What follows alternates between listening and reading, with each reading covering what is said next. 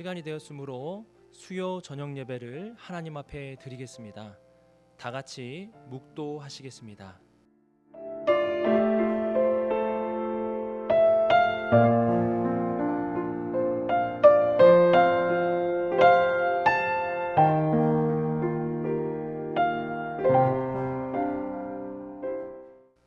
복이 있는 사람은 악인들의 꾀를 따르지 아니하며 죄인들의 길에 서지 아니하며 오만한 자들의 자리에 앉지 아니하고 오직 여호와의 율법을 즐거워하여 그의 율법을 주야로 묵상하는도다.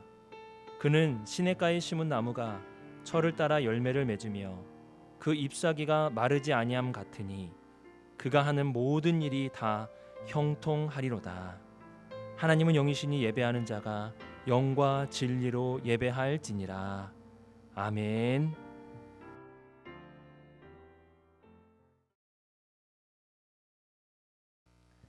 다 같이 찬송가 199장 함께 찬송 드리겠습니다.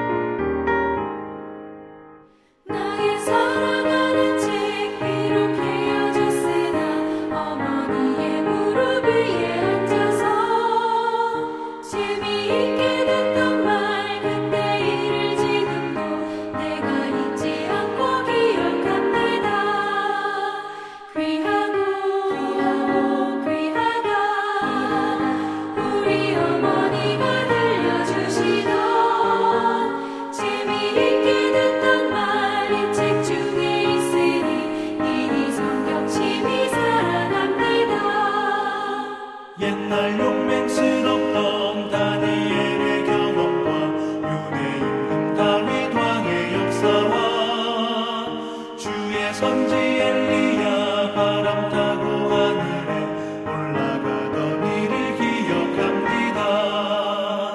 귀하다 우리 어머니가 들려주시던 재미있게 듣던 말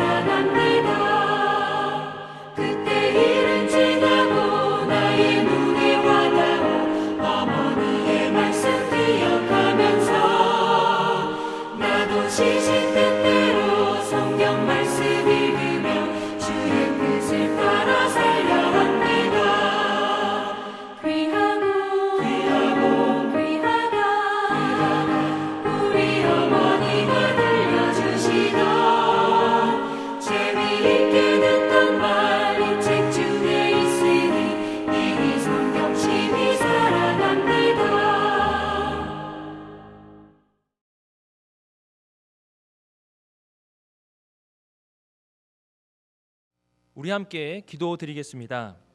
오늘 드리는 예배를 위하여서 주님의 말씀을 듣고 순종하며 지켜 행하는 우리 모두가 될 수 있도록 기도해 주시기 바랍니다. 또한 모든 예배가 정상화되어 드려질 수 있도록 우리가 함께 기도해 주시기 바랍니다. 나라의 회복과 위정자들의 지혜를 위해서 코로나로 인하여 고통받는 모두를 위하여 우리 함께 기도하도록 하겠습니다. 기도하시겠습니다. 뜻하신 그곳에 나 있기 원합니다. 이끄시는 대로 순종하며 살리니 연약한 내 영혼 통하여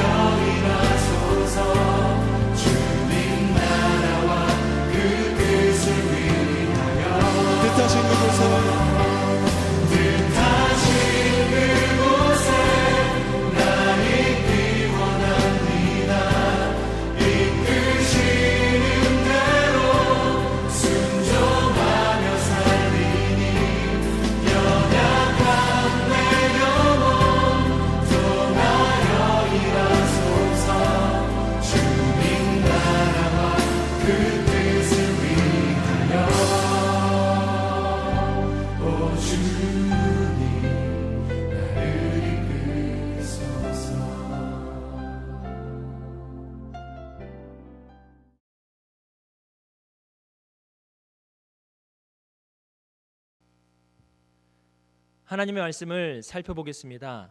오늘 우리에게 주신 하나님의 말씀은 여호수아 1장 6절에서 9절까지 말씀입니다. 여호수아 1장 6절에서 9절까지 말씀입니다. 우리 함께 읽도록 하겠습니다. 강하고 담대하라. 너는 내가 그들의 조상에게 맹세하여 그들에게 주리라 한 땅을 이 백성에게 차지하게 하리라. 오직 강하고 극히 담대하여 나의 종 모세가 내게 명령한 그 율법을 다 지켜 행하고 우로나 좌로나 치우치지 말라. 그리하면 어디로 가든지 형통하리니 이 율법책을 내 입에서 떠나지 말게 하며 주야로 그것을 묵상하며 그 안에 기록된 대로 다 지켜 행하라. 그리하면 내 길이 평탄하게 될 것이며 내가 형통하리라. 내가 내게 명령한 것이 아니냐. 강하고 담대하라. 두려워하지 말며 놀라지 말라. 내가 어디로 가든지 내 하나님 여호와가 너와 함께 하느니라 하시니라. 아멘.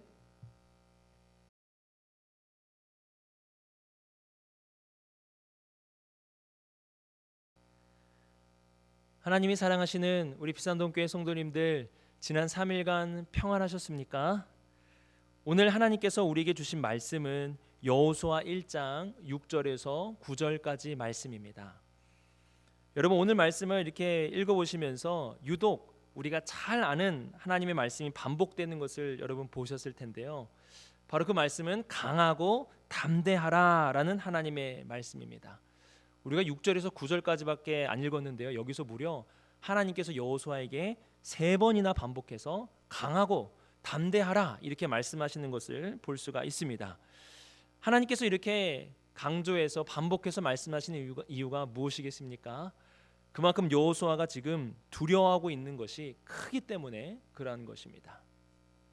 우리가 살아가는 세상을 보면은요, 여호수아만이 이렇게 두려움을 느끼는 게 아니라 우리도 많은 두려움을 느끼며 살아가고 있다는 것을 알 수가 있습니다. 하루에 몇 번씩 두려운 일들이 찾아오게 되고요.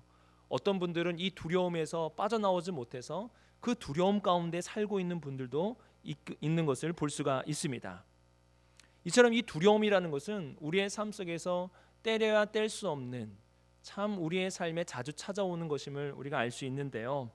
뉴스만 봐도 그렇지 않습니까? 오늘도 여러분 뉴스를 보면은 우리를 기쁘게 하고 평안하게 하는 뉴스가 아니라 우리를 불안하게 하고 우리를 두렵게 하는 뉴스들이 많이 있는 것을 볼 수가 있습니다. 이처럼 우리가 사는 세상은 많은 두려움이 있는, 또한 우리에게 두려움을 주는 그런 세상이라는 것을 알 수가 있습니다.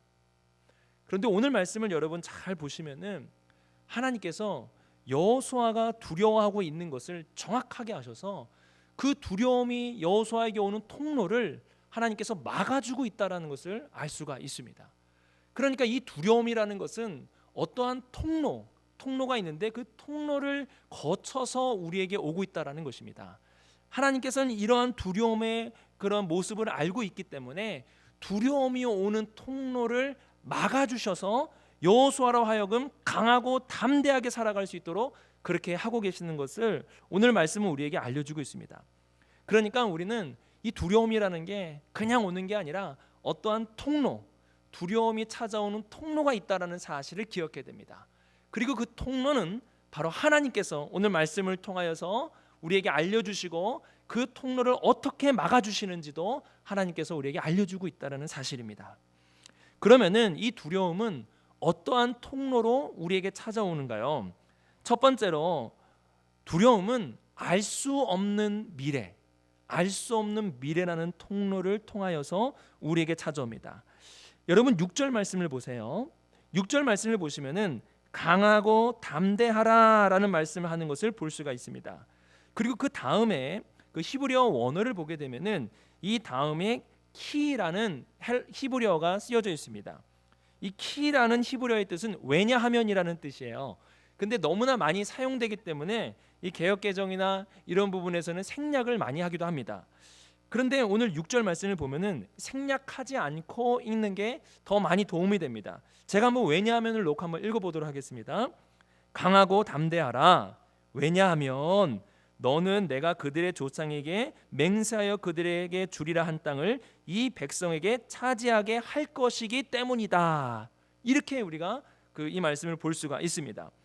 지금 하나님께서 여호수아에게 뭘 알려주시냐면은 미래의 일을 알려주고 계시는 거예요. 이 약속이라는 것은 오늘 말씀에서도 그 약속 얘기 아니에요. 이 약속이라는 것은 여러분 미래의 일을 말하는 것입니다. 제가 여러분들에게 여러분 이 코로나 때문에 얼마나 힘드셨어요? 코로나 끝나면은 제가 저기 앞에 고깃집 가가지고 여러분 다 소고기 사드릴게요 라고 약속했어요. 여러분 이 약속은 미래의 일이에요. 지금 일어날 것을 약속하는 게 아니라 미래에 일어날 일을 약속하는 것입니다. 하나님께서 여호수아에게 지금 미래의 일을 말씀하고 계시는 거예요. 미래에 일어날 일을 말씀하시고 그 미래의 일이 분명하게 일어날 것이라는 걸 알려주기 위해서 맹세라는 단어까지 사용하셔서 말씀하는 것을 볼 수가 있습니다. 그러니까 여호수아에게 미래의 일을 두려워하지 마라. 그 미래의 일은 내가 반드시 이룰 것이다 라는 사실을 알려주고 있는 겁니다. 하나님의 백성과 하나님의 백성이 아닌 사람의 가장 큰 차이가 무엇인 줄 아십니까? 바로 이겁니다. 하나님의 백성은 미래의 일을 압니다. 하나님이 우리에게 어떠한 미래를 이루실지 알고 있단 말이에요. 근데 하나님을 모르는 자들은 불안한 거예요. 어떠한 미래가 우리에게 찾아오고 있는지, 어떠한 미래가 우리에게 다가오고 있는지 그것을 알 길이 없습니다. 그러나 전능하시고 전지하신 하나님께서는요, 아브라함에게서도 미래를 약속하셨고 이스라엘 백성에게도 하나님 미래를 약속하셨고 또 우리에게도 하나님께서 미래를 약속하셨습니다. 그래서 그 미래를 바라보면서 우리가 그 미래로 인하여 느끼는 그 두려움을 이겨내며 살아갈 수 있도록 하나님께서 오늘도 여호수아에게 뭐라고 말씀하시는 거예요? 그 미래를 분명하게 알려주는 것을 볼 수가 있습니다. 여러분 우리의 미래가 무엇입니까? 여러분 우리의 미래가 뭐예요? 우리의 마지막 미래가 무엇입니까? 세상 사람들 아마 죽음이라고 말하지 않겠습니까? 죽음이 너희의 미래다. 너는 죽음으로 이 세상이 끝나는 것이다 라고 말할 수 있습니다. 그러나 우리는 하나님이 약속하신 미래 알고 있죠. 죽음에서 우리의 삶이 끝납니까? 아니요. 예수 그리스도께서 십자가에 죽으셨지만 그 가운데 다시 살아나사 부활 생명으로 살아계심을 우리가 다 알고 있지 않습니까? 예수 그리스도의 그 부활의 생명은 예수 그리스도 한 분에게만 머무는 것이 아니라 그 부활의 생명은 바로 우리에게도 주어지는 생명, 우리의 약속이라는 사실을 우리가 다 믿고 있는 거 아니겠습니까? 그러니까 하나님께서는 우리에게 이러한 분명한 하나님의 미래, 우리에게 알려주신 하나님의 미래, 이 미래를 보이게 하심으로 미래로 인하여 생기는 두려움을 이기며 살아갈 수 있도록 미래가 주는 그 두려움의 통로를 완전히 막아주시는 것을 우리가 볼 수가 있습니다. 그리고 두 번째로 두려움이 오는 통로가 있습니다. 그 통로는 무엇이냐면 우리의 현재 상태에 대한 무지입니다. 조금 말이 어려운데요.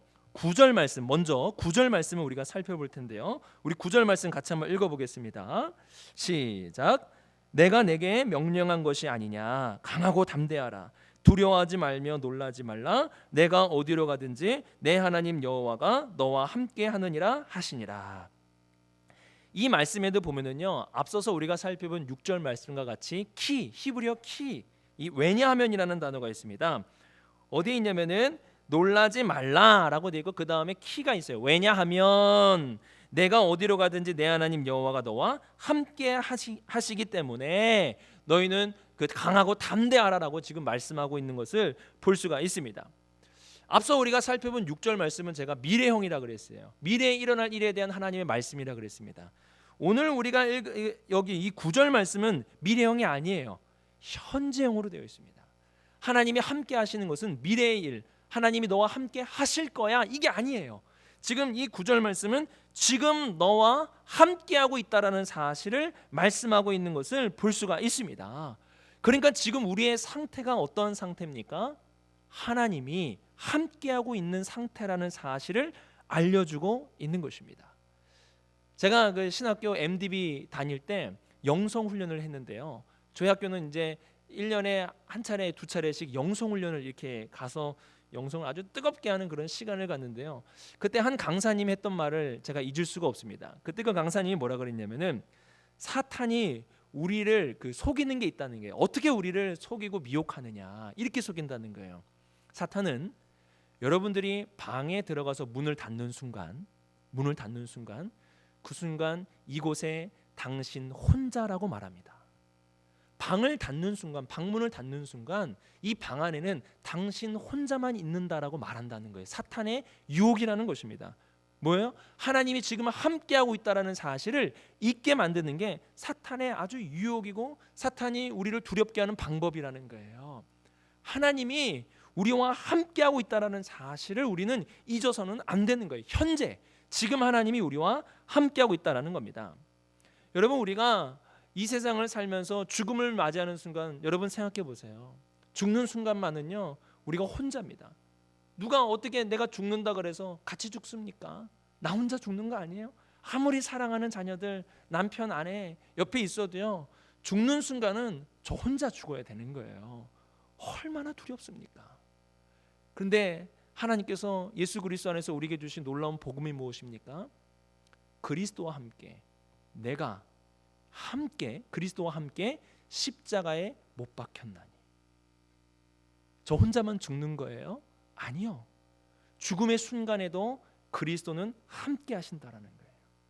나 혼자 죽는 게 아니라 그 순간 그리스도와 함께 죽고 그리스도와 함께 다시 살아날 것을 말씀하고 있는 것입니다.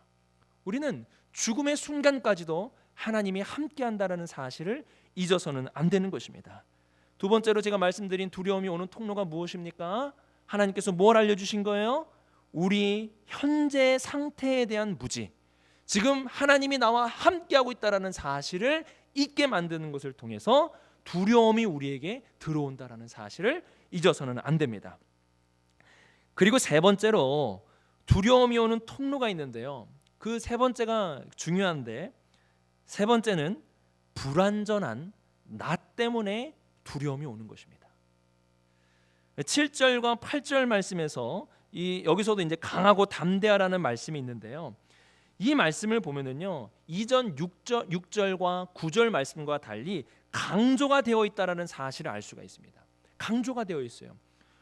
어떻게 강조되어 있는지 알 수 있냐면, 우선은 가운데 위치하고 있습니다. 강하고 담대하라 6절, 9절 강하고 담대하라. 그다음에 그 가운데 7절과 8절이 또 강하고 담대하라, 가운데 위치하고 있어요. 그리고 강하고 담대하라고만 말하는 게 아니라 오직이라는 단어 사용하고 극히라는 단어를 사용하고 있습니다. 여러분, 강조하는 게 막 느껴지십니까? 그리고 6절에 강하고 담대하라고 말씀한 이후에 나오는 내용을 보세요. 9절에 강하고 담대하라고 한 후에 나오는 내용을 보세요. 그리고 7절, 8절 보세요. 그 내용의 분량이 어떻습니까? 7절, 8절이 월등하게 많다라는 것을 알 수가 있습니다. 그러니까 7절, 8절 말씀을 통하여서 하나님께서 우리가 정말 불안해하고 우리에게 찾아오는 두려움의 통로를 명확하게 지금 알려주고 있는 거예요. 이거를 지금 강조하고 있다라는 사실을 알 수가 있습니다. 이 7절, 8절 말씀을 보면은요, 여러분 6절과 9절 말씀과의 차이점이 있어요. 그게 뭐냐면, 제가 6절과 9절 말씀에는 히브리어 키가 있다라고 말씀을 드렸어요. 히브리어 키는 왜냐하면이라는 뜻이라는 것을 말씀을 드렸는데요, 이 7절, 8절에는 왜냐하면이 없어요. 키가 없어요. 그리고 뭐가 있냐면은 그 자리에, 키가 있어야 할 자리에 주의하라라는 히브리어 샤마르라는 단어가 있어요.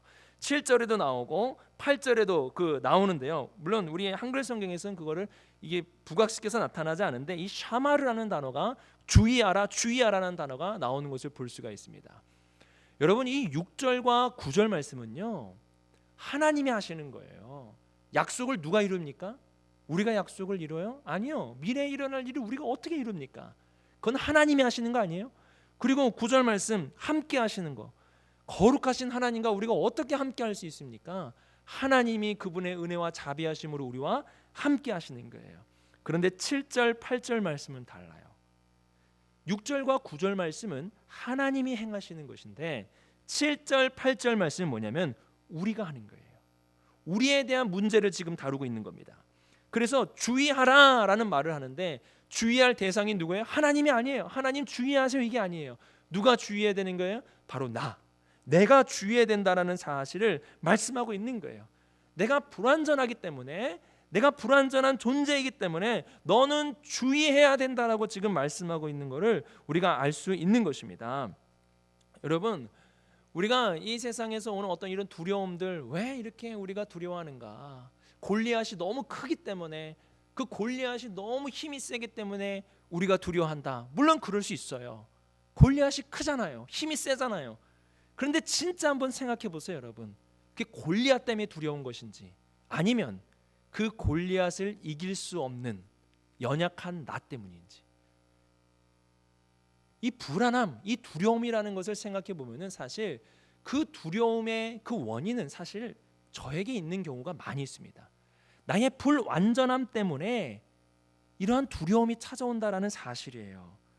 여러분, 여호수아를 읽어보면은요, 일종의 긴장감이라는 게 있습니다. 긴장감이 있어요. 하나님의 약속의 땅으로 갈 때요, 여러분, 한 번에 그 약속을 다 이룹니까? 이스라엘 백성이? 아니요, 그렇지 않아요. 그들은 실패합니다. 아이성에서 패배를 해요. 그럼 아이성에서 왜 그들이 패배를 합니까? 하나님의 약속에 문제가 생겨요? 아니요, 하나님의 약속은 변함이 없어요. 하나님이 함께 하시면 문제가 생깁니까? 아니요, 하나님 함께 하시면 문제가 생기는 것이 아닙니다. 그럼 왜 아이성에서 졌냐는 거예요.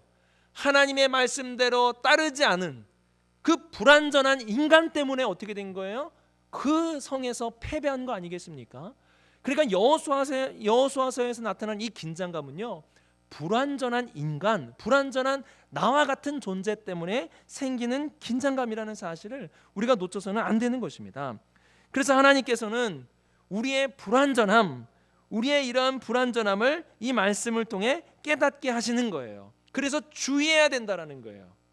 그러면 우리는 왜 이런 불완전한 모습을 갖고 있습니까?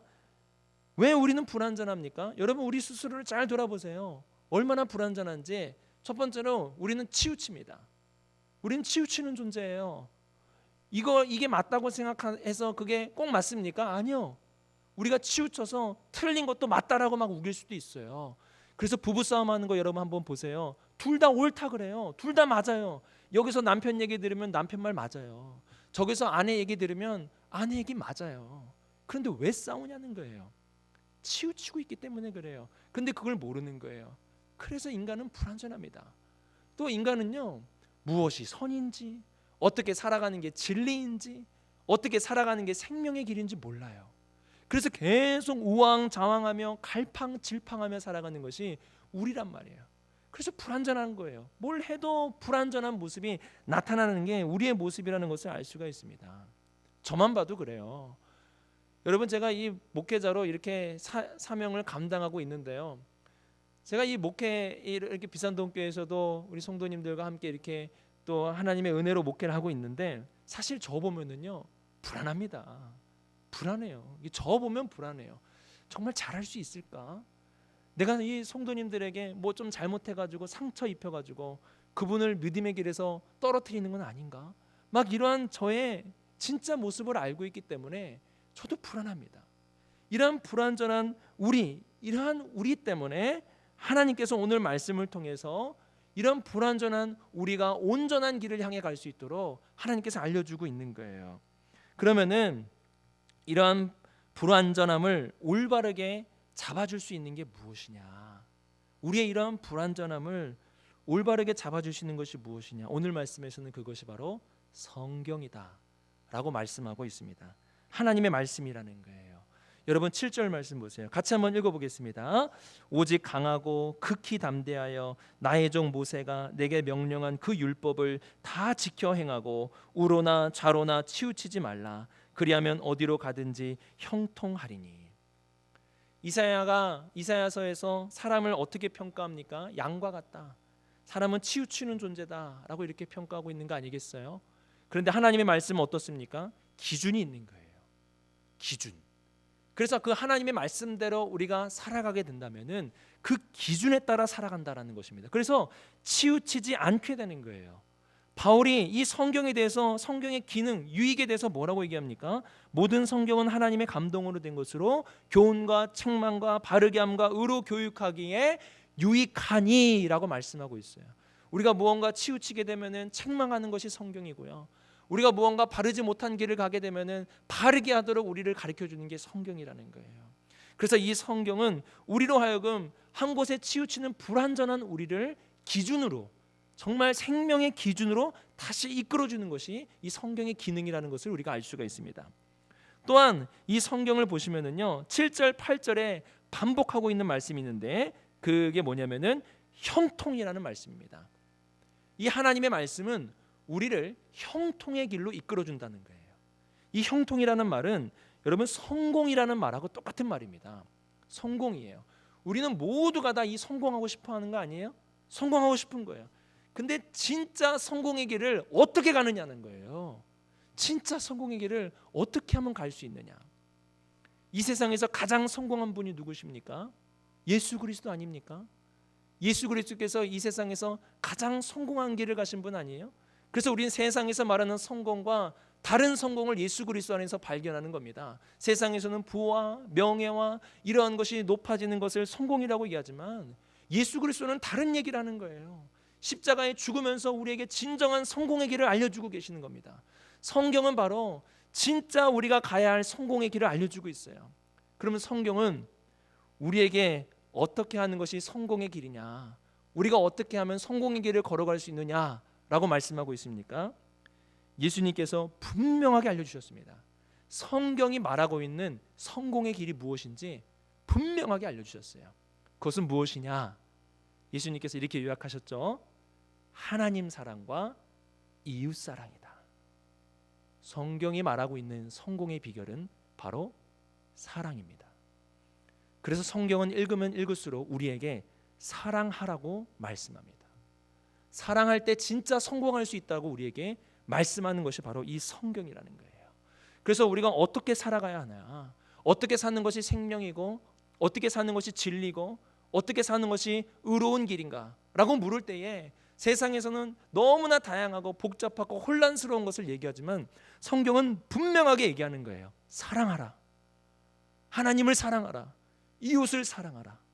그래서 진짜 형통의 길, 예수 그리스도께서 하나님을 사랑하시고 이웃을 사랑하심으로 걸어가셨던 그 성공의 길을 걸어갈 수 있도록 우리에게 알려주는 것이 바로 이 성경이라는 사실을 우리는 잊어서는 안 됩니다.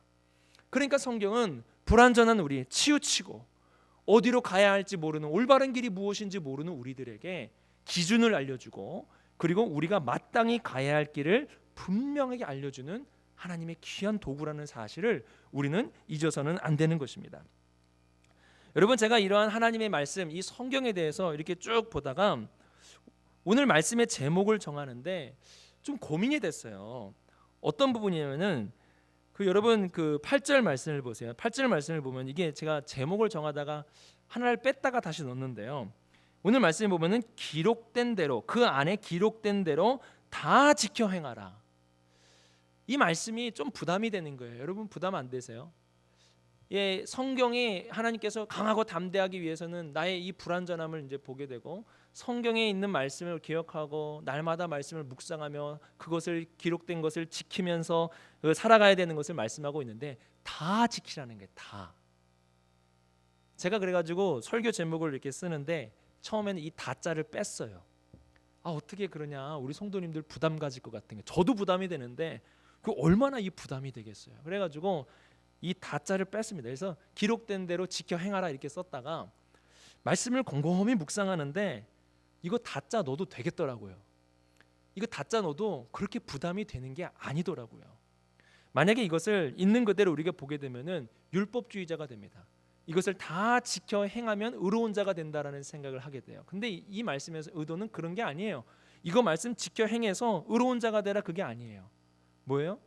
우리는 너무나 불안한 존재라는 거예요. 항상 치우치는 존재라는 거예요. 무엇을 생각하면은 진리에서 벗어난 나의 욕심과 나의 생각이 가득한 길을 걸어가는 게 바로 나라는 거예요. 여러분, 이 사실을 인정하면 어떻게 되는 거예요? 하나님의 말씀을 다 나의 삶의 기준으로 삼는 거 아니겠습니까? 하나님의 말씀을 따라서 나의 모든 길을 결정하고 살아가는 거 아니겠어요?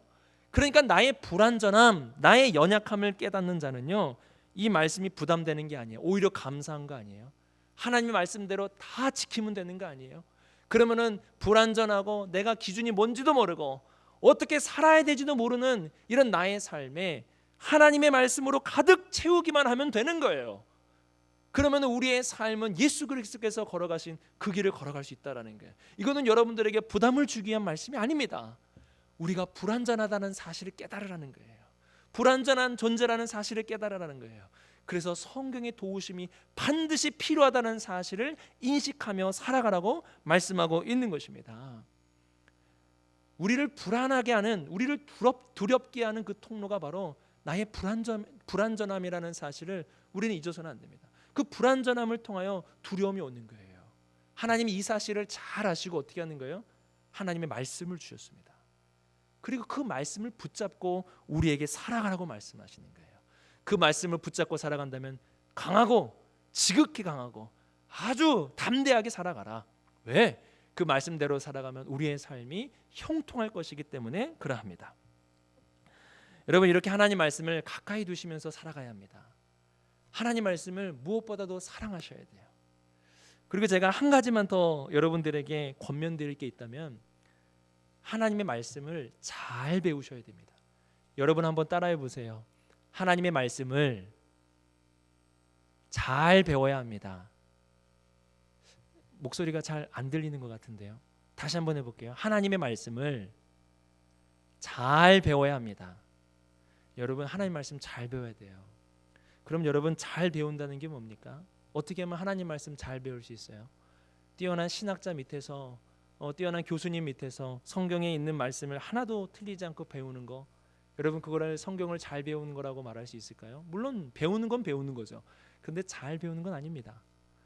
성경을 아주 쉽게 가르쳐주는 분들 계세요.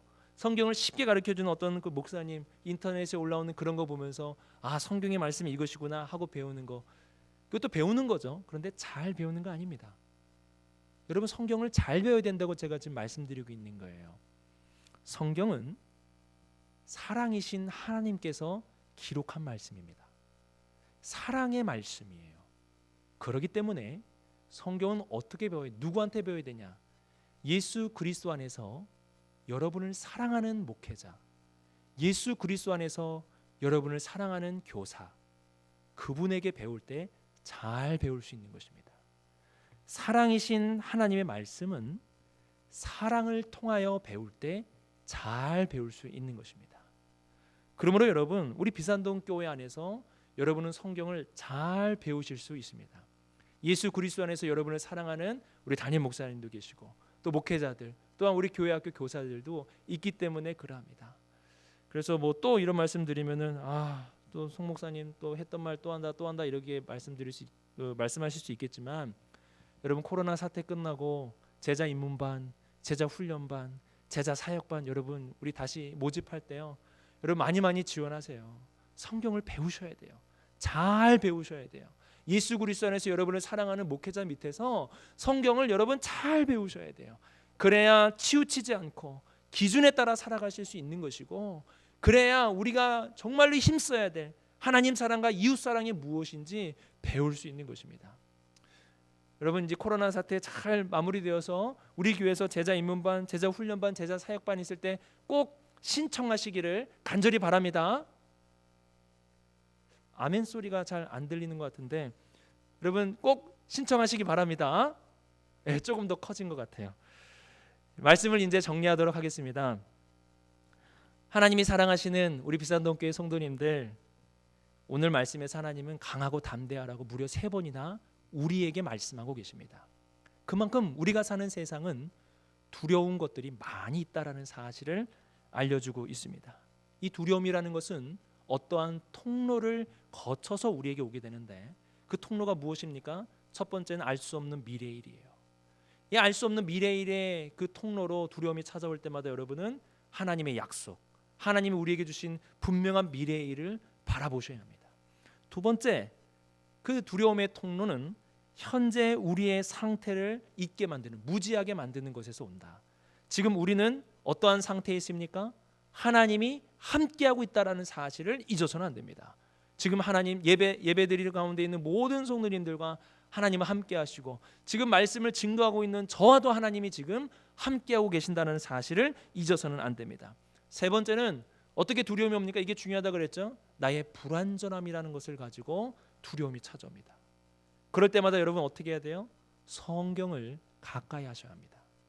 성경을 가까이 하시고 성경에 기록된 대로 그 말씀을 우리의 삶의 기준으로 삼으시고, 성경이 말씀하는 사랑하며 살라는 그 가치에 우리의 모든 것을 쏟아 부어야 하는 것입니다.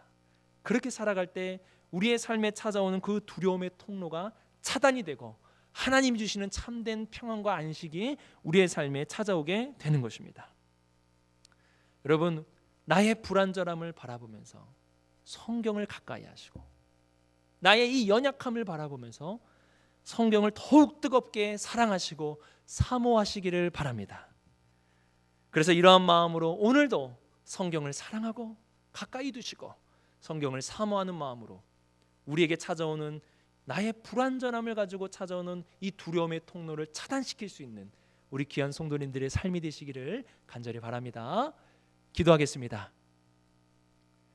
하나님 아버지, 오늘 말씀을 통하여서 지금도 우리에게 찾아오는 이 두려움의 통로를 하나님의 말씀으로 완전하게 차단시킬 수 있는 우리 모두가 되게 하여 주시옵소서.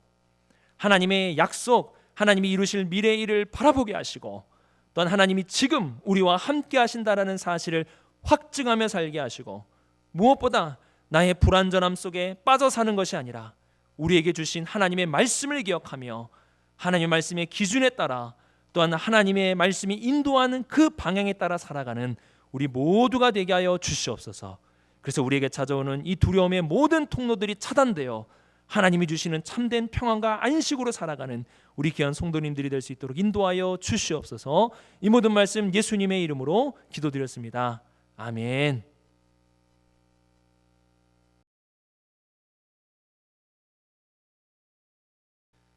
교회 소식을 전해드리겠습니다.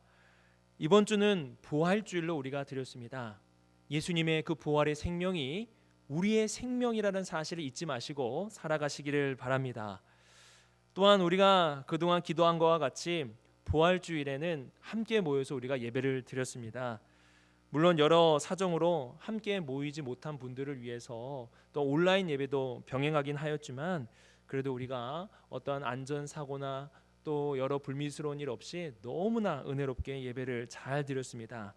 그날에도 시청 관계자가 와서 우리가 예배를 얼마나 잘 준비하고 또한 이런 지침들을 잘 지키고 있는지를 확인하였습니다. 이런 부분을 확인한 후에 다른 어떠한 이야기 없이 잘 지키고 있었기 때문에 시청 관계자가 돌아가는 것을 우리가 볼 수 있었습니다. 우리 성도님들 모두가 다 간격 잘 지켜주셨고 소독 잘 해주셨고 마스크 잘 써주셔서 안전하게 또 은혜롭게 예배를 드릴 수 있었습니다. 다음 주일에도 우리 성도님들 더 많이 그 예배에 함께 모이셔서 이렇게 은혜로운 자리 또한 예배의 자리에 함께 할 수 있기를 바랍니다. 코로나로 인하여 고통받는 이웃과 주변 국가들을 위해서 기도해 주시기 바랍니다. 그리고 희생적인 수고를 아끼지 않는 의료진들을 위해서도 기도해 주시기 바랍니다.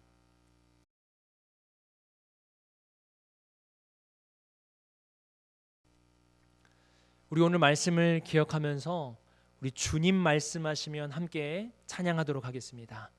주님이 말씀하시면 내가 그 길로 가고 주님의 뜻이 아니면 내가 멈춰서고 하나님의 말씀이 나의 기준이 되어서 나의 삶에 인도하시는 그 길이 되어서 살아가는 우리 모두가 될 수 있도록 그런 마음으로 우리 찬양 하나님께 올려드리도록 하겠습니다. 함께 찬양 드리겠습니다.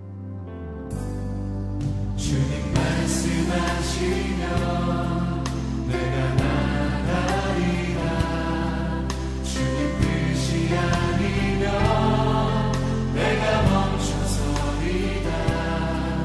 나의 가는 선을 거 주님 뜻에 있으니 오 주님 나를 이끄소서. 뜻하신 그곳에 나 있기 원합니다. 이끄시는 대로 순종하며 살리니 연약한 내 영혼 통하여 일하소서. 주님 나라와 그 뜻을 위하여 뜻하신 그곳에